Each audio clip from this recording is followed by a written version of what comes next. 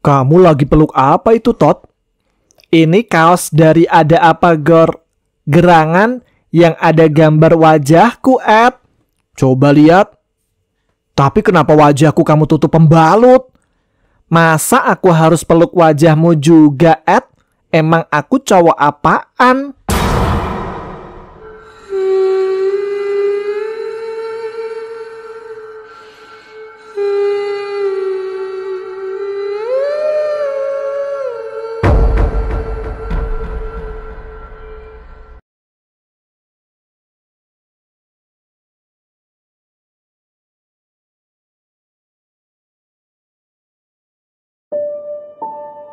Assalamualaikum warahmatullahi wabarakatuh. Jumpa lagi dengan saya Tama dalam Ada Apa Gerangan 2. Bagaimana kabar kalian?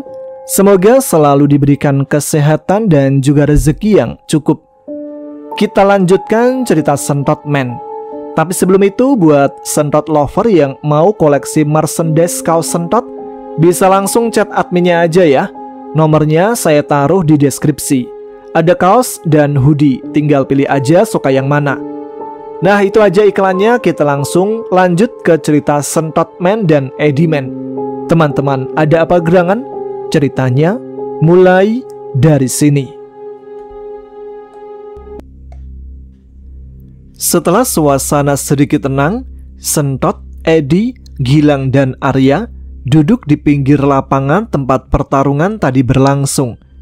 Sentot sibuk mengobati luka kecil di lututnya, yang sebenarnya bukan karena bertarung, tapi karena tersandung akar pohon saat mencoba bergaya melempar batu. Gilang menghela nafas panjang lalu menatap mereka satu persatu. Aku nggak tahu ini semua tentang apa, dan kita harus terus jalan supaya tahu ada apa di balik ini semua. Sentot langsung duduk bersila dan mulai menjelaskan dengan gaya dramatis. Jadi gini, Man. Siapa, Man? Semua anggota Sentot, Man lah. Kenapa serius nih bocah bikin anggota geng? Udah, Ed, ikuti aja biar seru. Lanjut, Tot. Panggil aku Sentot, Man. Aku ini pendiri gang superhero. Iya, gimana Sentot, Man? Kita harus terus jalan supaya tahu ada apa di balik ini semua. Itu kan sama, Tot, sama yang dibilang Gilang. Satu hal lagi, karena kita dalam misi yang sama, aku ingin berterus terang bahwa aku ini bukan manusia. Sentot Man adalah utusan dewa yang terlahir dari rahim seorang dewi ular dari Gunung Lawu. Jadi kalian jangan kaget ya kalau misal aku berubah jadi ular yang lucu. Emang iya, Ed? Tanya Arya. Eddie mengangguk. Itu benar, tapi kamu berlebihan, Tot. Jangan ditambah-tambahin, pakai utusan dewa segala. Oke, Ed. Lalu aku juga paling suka telur rebus dan susu putih kalau sarapan. Hobiku, Tot. Ngapain kamu pakai cerita kesukaanmu dan hobimu segala sih? Biar anggota Sentot Man tahu, Ed, tentang siapa Sentot Man. Tapi nggak penting-penting amat, Tot. Tutup mulutmu, Ed. Ini penting. Satu hal lagi. Satu hal lagi. Nggak selesai-selesai. Kita harus lanjut, Tot. Ya udah, nggak jadi. Pokoknya kita harus kompak. Gilang dan Arya hanya tersenyum melihat kelakuan Sentot.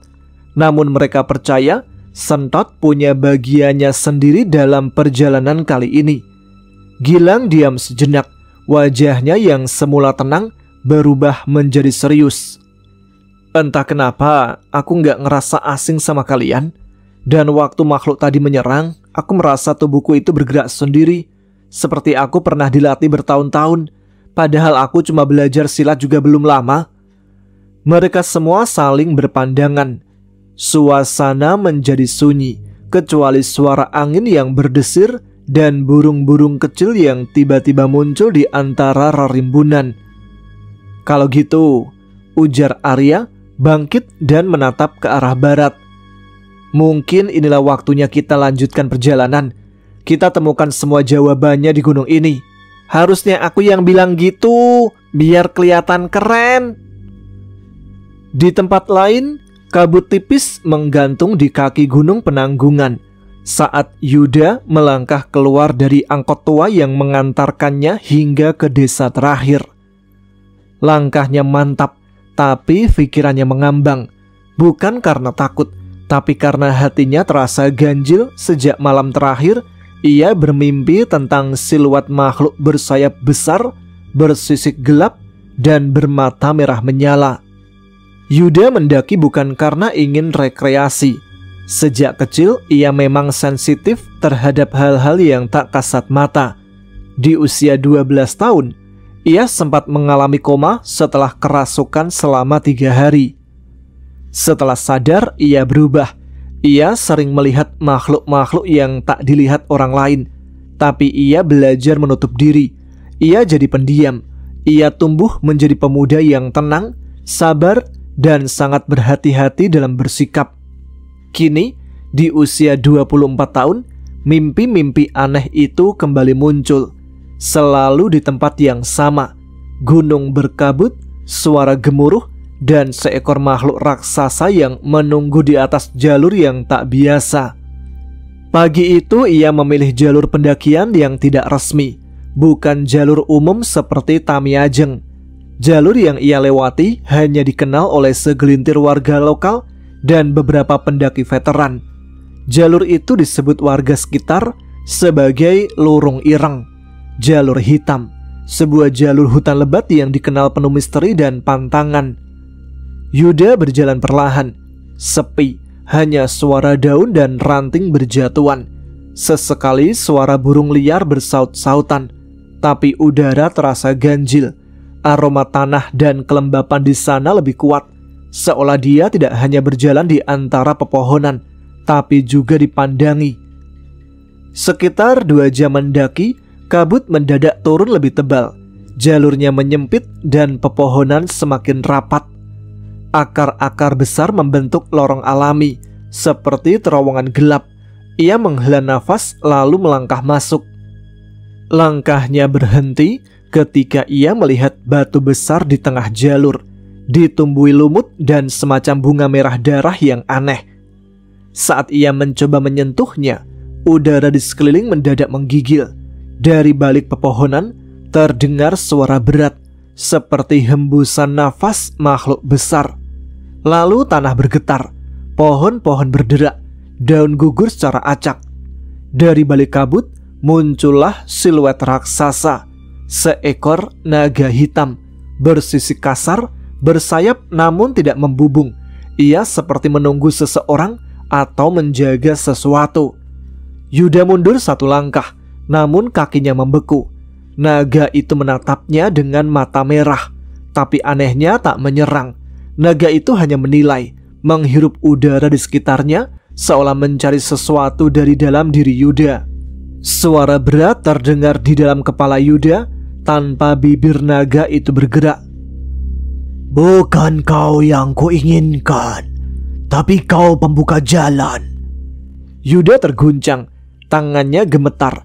Namun sebelum sempat ia melarikan diri, seekor ular raksasa muncul dari balik akar pohon dan langsung menyerangnya. Ia terpaksa bertarung. Meskipun bukan pendekar, Yuda dilatih bela diri oleh pamannya sejak kecil. Ia mampu menghindar dan menyerang titik-titik lemah. Tapi ular itu bukan makhluk biasa. Darahnya berwarna hijau tua dan tubuhnya mengeluarkan aroma kematian. Pertarungan singkat itu membuat Yuda kelelahan. Tapi di akhir, ia berhasil menusuk kepala ular itu dengan pecahan kayu runcing. Tubuh ular itu menggelepar, lalu meleleh menjadi kabut pekat. Saat ia berpaling ke arah naga, makhluk itu telah lenyap. Di tempatnya berdiri, kini hanya ada sebuah batu kecil berbentuk sisik naga hitam, mengkilap dan berdenyut hangat di tangan Yuda. Ia lalu menyimpannya dan melanjutkan perjalanan. Langkah kaki Yuda semakin berat. Meski fisiknya kuat, namun aura mistis dari jalur yang ia lalui mulai menggerogoti kewarasannya. Angin yang berhembus dingin membawa bisikan samar. Suara-suara lirih yang seperti membentuk kata lalu lenyap sekejap. Tiba-tiba di tikungan jalur sempit berbatu yang dinaungi akar-akar pohon tua, Yuda dikejutkan oleh suara gemuruh. Tanah bergetar, bebatuan runtuh, dan dari balik kabut tebal itu muncul sesosok makhluk raksasa, naga hitam. Tubuhnya hitam pekat dengan sisik yang tampak seperti lempengan logam tajam. Matanya menyala merah darah dan nafasnya beracun. Yuda mundur beberapa langkah, berusaha membaca gerakan sang naga. Tapi kekuatan makhluk itu terlalu besar. Sekali hembusan angin dari kepakan sayapnya, tubuh Yuda terlempar menghantam batu. Saat tubuhnya hampir tak sanggup berdiri lagi, kantung kecil di lehernya yang berisi sisik naga hitam yang ia temukan bergetar secara tiba-tiba. Cahaya samar keluar dari sisik itu. Lalu sebuah siluet muncul di samping Yuda. Sosok itu adalah lelaki tua berjubah kelabu dengan sorban merah tua. Wajahnya tenang, matanya tajam penuh wibawa. Ia memegang tongkat kayu panjang berujung kepala ular. Saat sosok itu muncul dan memperlihatkan kekuatan sejatinya, menggetarkan tanah, membuat udara di sekitar berdenyut oleh aura gaib. Naga hitam terdesak. Namun, naga itu bukan jenis makhluk lemah yang mudah musnah. Naga itu justru mengeluarkan auman panjang sebelum menghilang dalam kabut hitam yang mengalir ke celah batu besar. "Bangkit Yuda, sudah saatnya kau mengenalku," ucapnya dengan suara berat. "Namaku Resang Jati. Aku pengikut gaib yang ditugaskan oleh leluhurmu untuk menjagamu." Lalu kemana naga tadi? Apakah dia mati? Resang Jati dengan suara tenang dan berat menjawab, "Tidak, dia kembali ke pusara leluhurnya, ke tempat di mana segel kuno ditanamkan. Ia bukan hanya penjaga jalur ini, tapi bagian dari kekuatan gelap yang mulai bangkit." Dengan satu ketukan tongkat ke tanah, medan di sekitar berubah. Kabut tersapu dan aura tekanan dari naga melemah. Resang Jati berbalik ke Yuda. "Sisik itu bukan sisik biasa. Itu adalah lambang perjanjian kuno. Selama kau menyimpannya, naga itu tak bisa membunuhmu. Tapi kau juga harus tahu, naga itu dulunya adalah penjaga gerbang purba Gunung Penanggungan yang kini dikendalikan oleh kekuatan hitam." Yuda berdiri, matanya membara oleh tekad. "Lalu apa yang harus kulakukan?" "Kita tak bisa melawannya langsung, tapi kita bisa menguncinya kembali. Untuk itu, kau harus menemui seseorang. Dia berada di sisi lain gunung ini, dan hanya dia yang bisa membuka jalan ke segel lama yang tersembunyi." Kali ini langkah Yuda terasa lebih ringan, bukan karena medan yang lebih mudah, tapi karena sebuah perasaan baru. Ia tidak lagi sendirian. Di belakangnya menyatu dengan kabut yang menari-nari di antara pepohonan tinggi. Resang Jati melangkah dengan tenang mengikutinya dari belakang. Tubuhnya tinggi seperti manusia, tapi tidak sepenuhnya. Kulitnya berwarna tembaga berkilau. Urat-urat cahaya merah samar berdenyut pelan dari dadanya ke ujung jemarinya. Mata Resang Jati yang tampak seperti arang membara menatap ke depan, seolah dapat melihat masa lalu dan masa depan sekaligus. Yuda akhirnya memberanikan diri membuka percakapan. "Kau siapa sebenarnya?" Resang Jati tidak langsung menjawab. Ia menghentikan langkahnya, memandang langit yang tak seperti beranjak dari waktu subuh. "Namaku Resang Jati." "Iya, aku tahu. Kau kan udah mengenalkan dirimu tadi. Maksudku, kau ini apa dan dari mana?" "Aku adalah bentuk kehendak dari sang leluhur terakhir yang pernah memimpin ribuan sukma dalam perang melawan kegelapan yang kini akan bangkit kembali." Yuda mengernyit, tapi Resang melanjutkannya sebelum ia bertanya. "Ratusan tahun lalu, sebelum penjajahan manusia, dunia ini punya dua peta. Peta yang kasat mata dan yang hidup dalam garis gaib pulau ini. Di antara keduanya ada satu garis paling murni yang disebut Jalan Sakatunggal. Itu adalah jalur cahaya tempat segala kekuatan sakral bersatu. Gunung Penanggungan adalah salah satu porosnya. Resang menatap Yuda tajam. Aku dulu adalah prajurit terakhir dari pasukan Sakatunggal. Saat perang antara cahaya dan kegelapan mencapai puncaknya, kami semua menghilang. Bukan mati, tapi dikunci oleh para resi agung dalam bentuk benih sukma. Benih itu ditanam pada keturunan pilihan. Yuda mulai paham kemana arah cerita ini. Maksudmu aku? Resang mengangguk. Kau adalah keturunan pilihan itu. Yuda merenung. Ia ingat betul bagaimana tubuhnya terasa berat dan kepalanya penuh suara berbisik saat berjalan sendirian. Kau muncul saat aku hampir mati, gumam Yuda. Karena itu adalah batasmu. Ketika tubuh dan jiwamu hampir roboh, maka kau layak menerima penjaga. Aku tidak melayani manusia sembarangan, dan saat ini takdirmu sudah dekat. Resang Jati kemudian mendekat, lalu menyentuh sisik naga hitam yang kini terikat di lengan kiri Yuda. Sisik ini adalah segel kuno. Dulu, naga hitam adalah kendaraan para penguasa kegelapan, tapi hanya pewaris terang yang bisa mengubahnya menjadi penuntun. Yuda terdiam. Dalam hatinya, ia belum siap memikul semua ini. Tapi Resang Jati tidak menuntut kesiapan penuh. Ia hanya butuh Yuda terus berjalan. Langit tetap menggantung kelabu. Kabut tak kunjung surut. Yuda dan Resang Jati melanjutkan perjalanan menuju bagian utara Punggungan Penanggungan. Resang mengatakan ada gerbang kuno, tempat yang dulu menjadi tempat para resi agung. Di sana Yuda bisa mendapatkan petunjuk tentang para aliansi cahaya dan mungkin akan bertemu seseorang yang sudah ditakdirkan untuk menemaninya. Sementara di tempat lain lagi, pendakian sore itu terasa biasa saja bagi 3 mahasiswi dari jurusan arkeologi.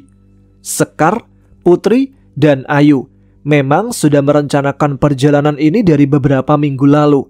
Sebagai bagian dari riset tugas akhir mereka. Gunung Penanggungan dengan segala misteri dan tinggalan candi-candinya adalah pilihan yang sempurna bagi mereka yang ingin menggabungkan pengetahuan dan keberanian. Sekar berjalan paling belakang. Sejak langkah pertama di jalur bekal yang sunyi itu, perasaannya tidak tenang. Udara di sekitar terlalu diam. Langit mendung meski belum waktunya hujan. Dan entah mengapa, setiap kali ia menoleh ke semak-semak di sisi jalur, selalu ada bayangan gelap yang tampak seperti beringsut cepat dan lenyap sekejap. Putri dan Ayu di depan sesekali bercanda, tapi Sekar hanya menjawab sekenanya. Sejak seminggu terakhir, mimpinya selalu aneh. Dalam tidur ia kerap berdiri di pelataran candi tua yang dikelilingi oleh kabut. Sosok-sosok berjubah lusuh menyebutnya sebagai darah lembayung. Kata-kata yang tidak ia fahami, namun membuat jantungnya berdetak lebih cepat setiap kali mengingatnya. Saat kabut mulai turun, mereka tiba di jalur sempit berbatu yang diapit dinding semak tinggi. Sekar sempat menengok ke belakang sebentar untuk memotret bebatuan yang bentuknya mirip umpak candi. Ketika ia melangkah kembali ke depan, "Ayu mana?" Suara Putri terdengar panik. Sekar tertegun. Ayu yang tadi berjalan tepat di depannya kini lenyap. Mereka berdua segera berpencar sebentar untuk mencari, memanggil nama Ayu berulang kali. Namun tidak ada sahutan. Sekar merasa kepalanya mulai berputar. Kabut menebal seolah menyekap udara. "Kita turun saja, Sek," ucap Putri terpotong. Tapi saat Sekar menoleh, Putri pun sudah tidak ada. Hanya sisa langkah samar di tanah basah. Sekar mulai berlari, memanggil, menjerit. Namun semua suara seperti terhisap ke dalam kabut. Dan ketika ia berhenti, sebuah suara mendesis di telinganya. Langit berubah gelap keunguan. Kabut menggulung dan pohon-pohon di sekitar menjadi asing, seperti bukan dari dunia ini. Sekar merasakan tanah di bawah kakinya seperti berdetak, seperti nadi yang hidup. Ia mundur pelan, tapi tubuhnya terpaku, tak bisa bergerak. Dari balik pohon besar dengan akar menjulang, muncul sosok tinggi berbalut jubah hitam. Matanya menyala merah, dan kulit wajahnya berkerak seperti tanah kering terbakar. Makhluk itu tak bicara dengan mulutnya, tapi langsung dalam kepala Sekar. "Kau keturunan yang ditandai. Aku telah mencium baumu. Tubuhmu akan menjadi persembahan." Sosok itu meloncat dengan cakar mencuat ke depan. Sekar menjerit, tapi sebelum makhluk itu mencapai dirinya, tanah meledak, batu-batu beterbangan. Tiba-tiba sosok besar menjulang berdiri di antara Sekar dan makhluk itu. Tubuhnya berotot dan lapis ototnya berwarna kecoklatan seperti tanah liat. Ia mengenakan sabuk emas dan penutup bahu ukiran awan. Namun yang paling menggetarkan adalah kepalanya. Kepalanya seekor lembu bertanduk emas yang menyala di ujungnya. Makhluk itu bergetar, lalu mundur perlahan. Sang penjaga menunduk menatap Sekar yang terduduk lemas. Lalu suara beratnya menggelegar. "Jangan takut. Aku adalah Lembu Gumilar, penjagamu sejak 7 turunan lalu." Makhluk jubah hitam mencoba menyerang kembali, tapi Lembu Gumilar mengayunkan gada raksasa dari batu yang tiba-tiba muncul di tangannya. Sekali sapuan, tubuh musuh itu terhempas, terbakar cahaya merah dari pukulan itu, lalu lenyap menjadi asap hitam. Sekar tak bisa berkata-kata, nafasnya tercekat. Dunia di sekitarnya masih gelap dan asing. Gumilar kemudian menunduk dan berkata dengan suara tenang namun dalam, "Kau telah memasuki dimensi gaib Gunung Penanggungan. Tempat ini adalah pertarungan takdir para pilihan. Keberadaanmu telah tercium. Kau harus bersiap. Banyak yang ingin melahap jiwamu, tapi juga banyak yang menunggu untuk kau pimpin."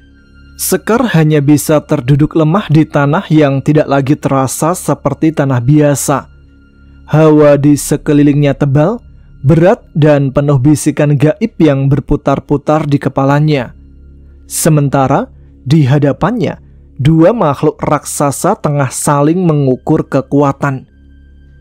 Lembu Gumilar berdiri tegap, memegang gada batu besar dengan satu tangannya. Ototnya bergetar, nafasnya dalam. Di hadapannya, sosok berjubah hitam masih berdiri tanpa ekspresi. Wajahnya retak-retak dan dari balik jubahnya, sesekali muncul tangan-tangan kecil berwarna abu-abu yang menggeliat dan mencakar-cakar. Tiba-tiba, jubah hitam menyerang lebih dulu. Ia melesat secepat bayangan, tangannya melebar menjadi cakar hitam runcing. Lembu Gumilar mengangkat gada dan menyabet keras ke arah makhluk itu. Terdengar bunyi hantaman seperti batu dihantam petir. Tanah bergetar, pohon-pohon patah, debu mengepul. Lembu Gumilar melompat ke udara dan menghantamkan gada dari atas. Tapi jubah hitam menangkisnya dengan lengan bercakar yang kini membesar seperti sayap kelelawar berujung tajam. Pertarungan menjadi liar. Tubuh Lembu Gumilar memantul, menghantam pohon, tapi bangkit kembali dan berlari menerjang. Mereka saling bertukar pukulan dalam kecepatan luar biasa meski tubuh mereka besar. Sekar bahkan hampir tak bisa mengikuti gerakan mereka dengan matanya. Lalu makhluk berjubah itu mengerang pelan. "Kau kuat, tapi kau sendiri." Ia mengangkat kedua tangannya, lalu menancapkannya ke tanah. Tanah pun langsung berguncang hebat. Dari berbagai arah, tanah membelah, kabut bergulung-gulung. muncul satu persatu sosok dari mimpi buruk. Seekor ular raksasa dengan kaki harimau dan kepala anjing meneteskan darah dari rahangnya.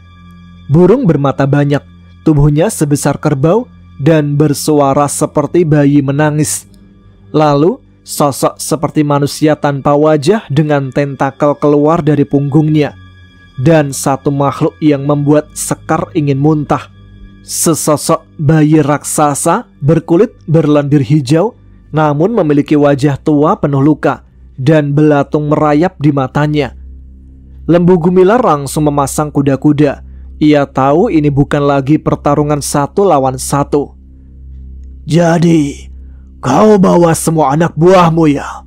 Bagus, aku tidak akan mundur walau 1 langkah. Dengan teriakan keras, Lembu Gumilar mengayunkan gada dan menghantam tanah, memunculkan gelombang kejut. 2 makhluk pengikut si jubah langsung terpental tapi tidak mati. Yang lain mulai menyerang dari berbagai sisi. Tentakel makhluk tanpa wajah melilit tubuh Gumilar, sementara sang ular berkaki harimau menggigit lengannya. Lembu Gumilar menghantam keduanya dengan brutal.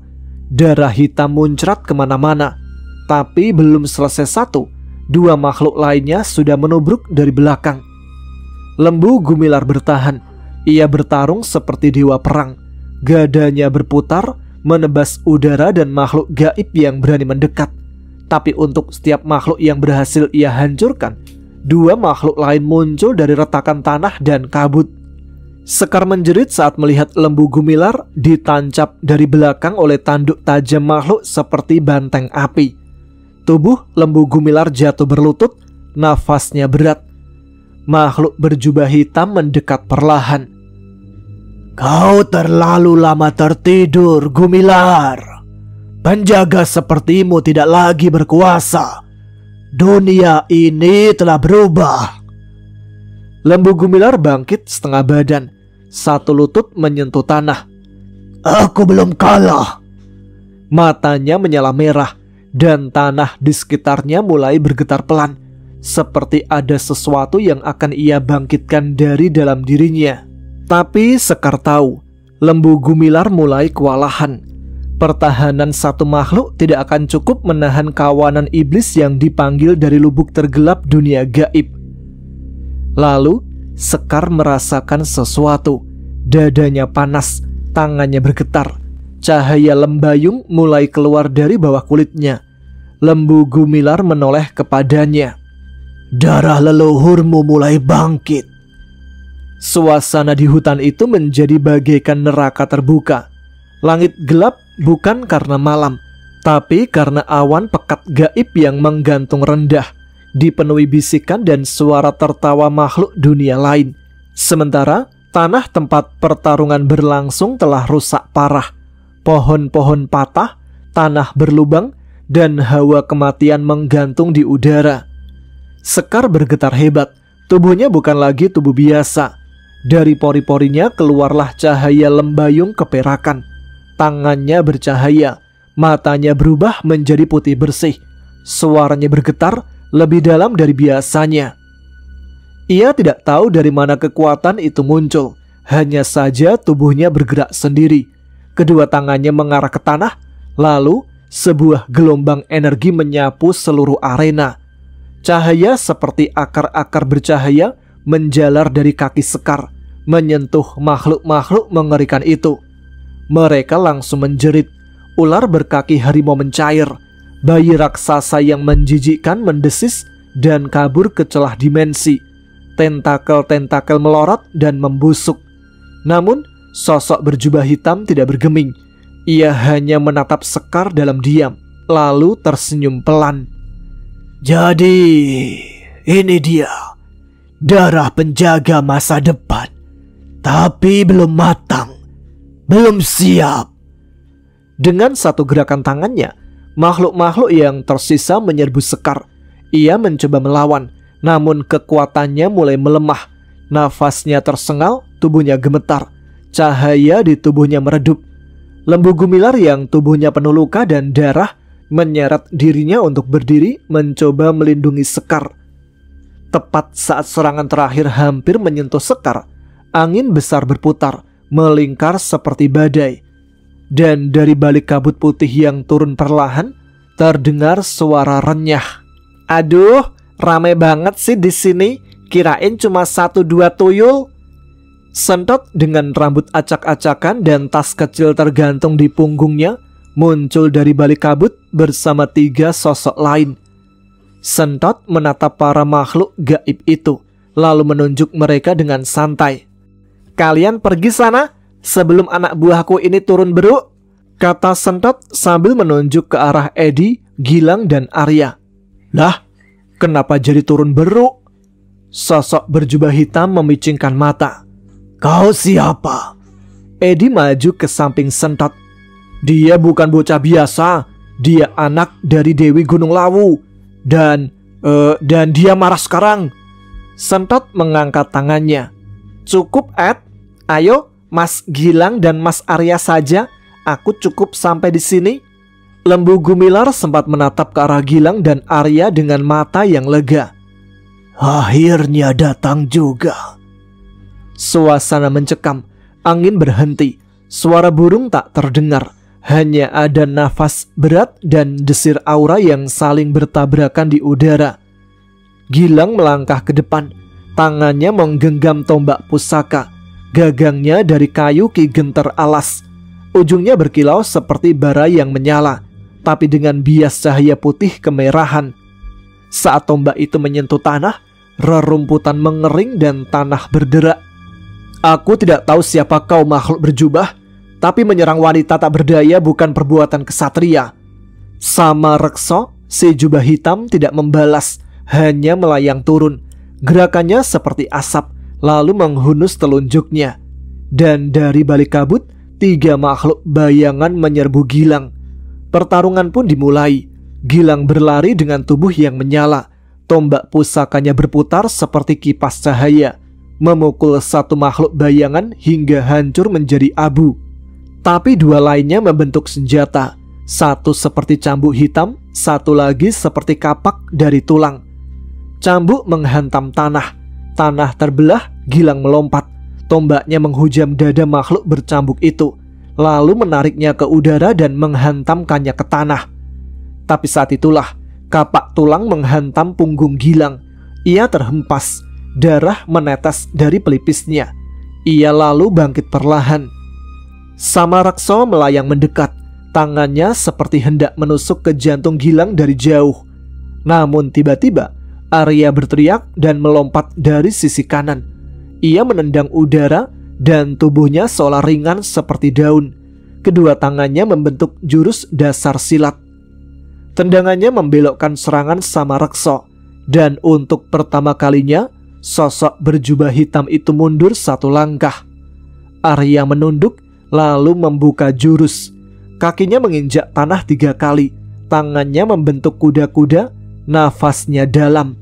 Ia maju seperti kilat.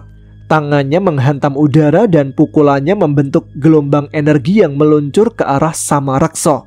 Sosok jubah hitam itu menciptakan perisai hitam dari bayangan. Tapi Arya tak berhenti. Ia berputar, melakukan tendangan memutar dari atas, ditambah dengan hantaman siku saat turun. Perisai Sama Rekso pecah. Keduanya bertarung hebat, cepat. Sama Rekso dengan bayangan yang membentuk senjata, Arya dengan kombinasi jurus silat dan aura gaib dari Panglima Indrawira. Setiap gerakan Arya mengeluarkan jejak cahaya keemasan. Tangannya kadang membentuk cakra, kadang gerakan memukul lurus seperti pencak harimau. Sama Rekso melepaskan bayangan berbentuk ular naga.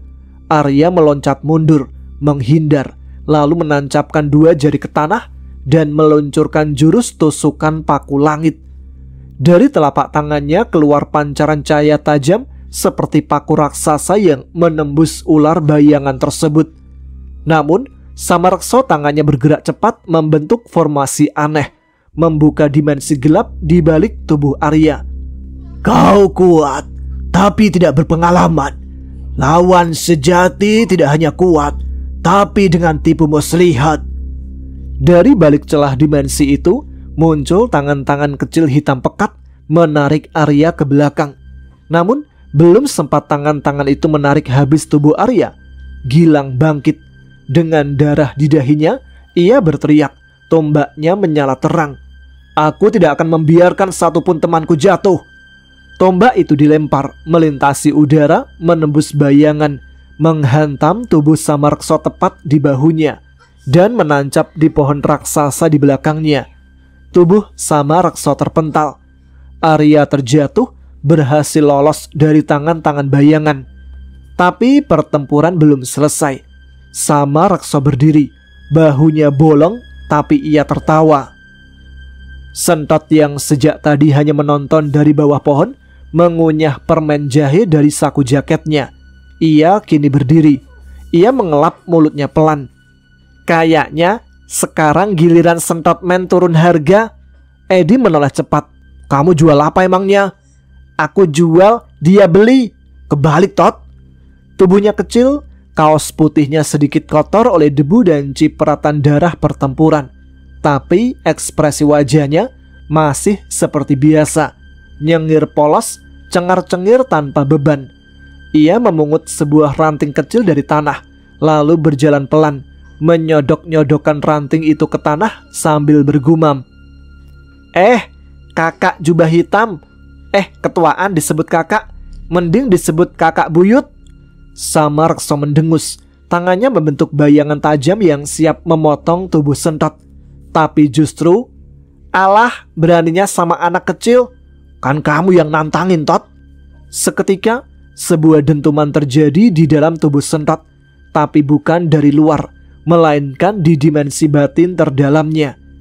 Sentot tiba-tiba kesadarannya terlempar ke ruang kosong. Sebuah hamparan padang ilalang emas yang tak terbatas. Langit gelap di atasnya, tapi terang dari dalam. "Wah, ini taman bermain baru ya? Ada es krim gak?" Suara berat tiba-tiba menyapa. "Putra Sukmalawu, akhirnya kita bicara dari hati ke hati." Seekor makhluk raksasa muncul dari balik kabut, bertubuh manusia, namun berkepala lembu, bertanduk panjang berlapis emas. Lembu gumilar, matanya tajam, namun ada kelembutan saat menatap bocah itu. Sentot hanya menunjuk makhluk itu dengan wajah serius sejenak, lalu tertawa ngakak. "Wah, ini kostum tergokil yang pernah aku lihat. Pasti panas ya bang, pakai topeng kayak gitu." "Ini bukan topeng, Cah Bagus."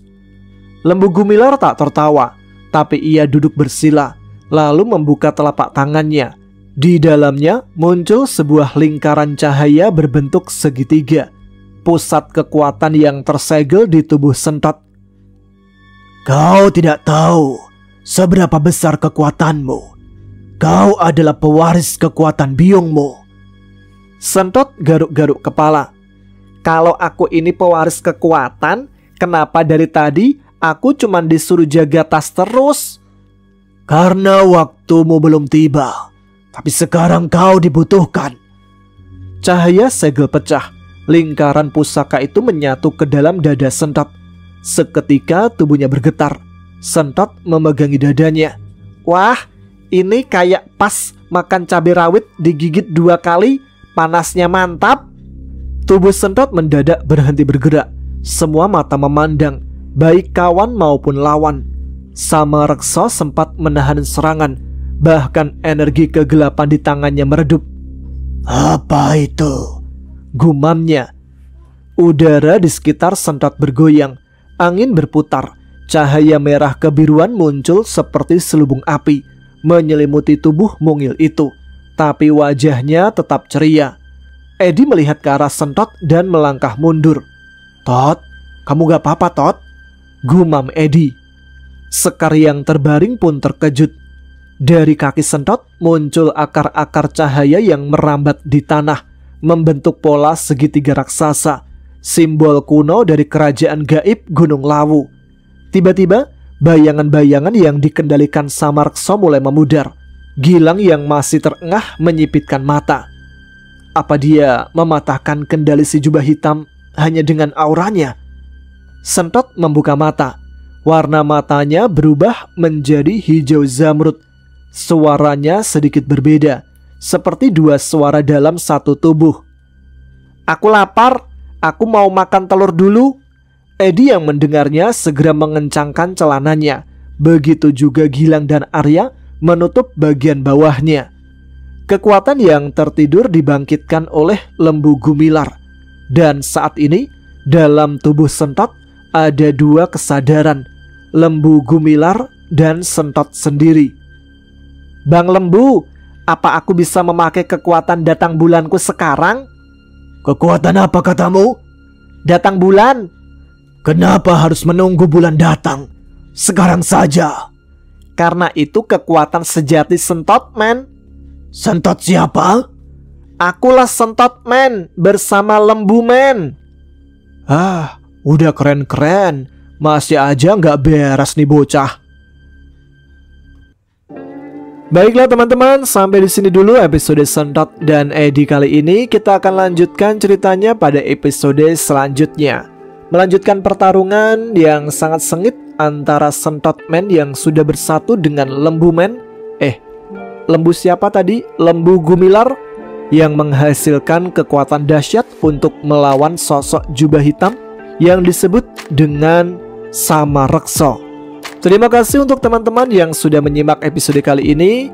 Dan saat ini saya Tama harus pamit. Kita jumpa lagi di episode selanjutnya. Tetap semangat, jaga kesehatan. Wassalamualaikum warahmatullahi wabarakatuh.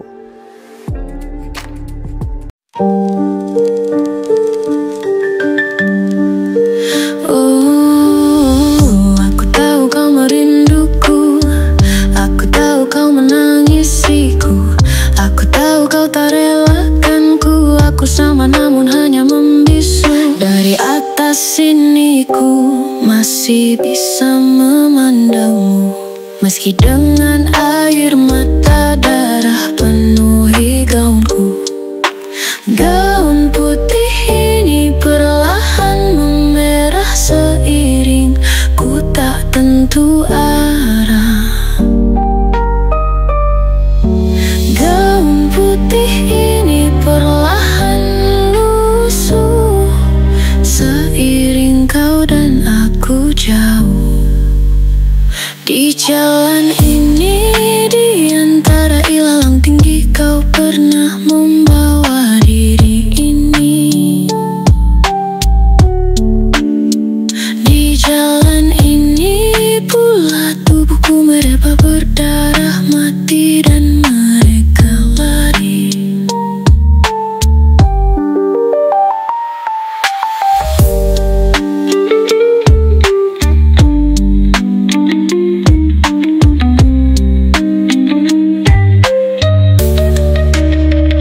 Di jalan ini, di antara ilalang tinggi, kau pernah membawa diri ini. Di jalan ini, pula tubuhku mereba berdarah mati dan mereka lari. Di jalan ini, di antara ilalang tinggi, kau pernah membawa diri ini. Di jalan ini, pula tubuhku mereba berdarah mati dan mereka lari. Di jalan ini, di antara ilalang tinggi, kau pernah membawa diri ini. Di jalan ini pula tubuhku mereba berdarah mati dan mereka lari.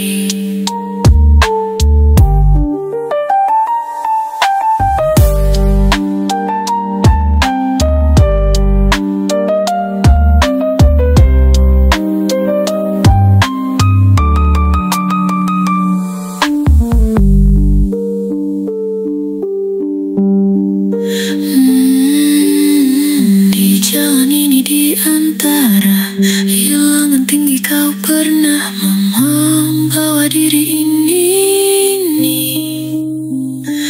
Di jalan ini pula tubuhku mereba berdarah mati dan mereka lari.